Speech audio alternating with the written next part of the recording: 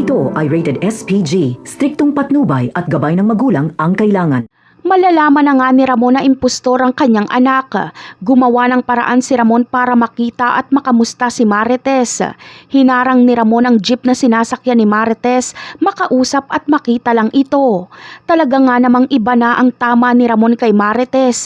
Ginawa niya ang lahat makita lang ito. Hindi maamin ni Ramon sa kanyang sarili na may gusto na siya kay Marites. Samantala, ikinatakot ni Marites ang ginawang ito ni Ramon, pero alam niyang hindi siya sasaktan nito. Ayon kay Marites ay ano pa daw umano ang kailangan sa kanya ni Ramon, gayong tuluyan na nitong nakuha si Tanggol.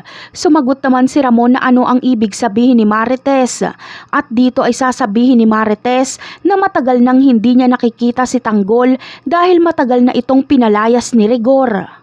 Magtataka si Ramon sa kanyang matutuklasan. Ang akala niya kasi ay maayos ang relasyon ng kanyang anak kay Rigor at Marites. Base kasi ito sa mga kwento ni David kay Ramon. At isa pa ay madalas magpaalam si David kay Ramon na uuwi daw muna siya. Dalawa lang ang maiisip ni Ramon. Sinungaling ang kanyang anak o hindi niya talaga ito anak.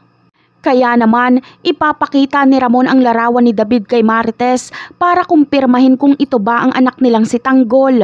At dito ay sasabihin ni Marites na hindi yan si Tanggol, bagkus ay si David na pangalawang anak niya.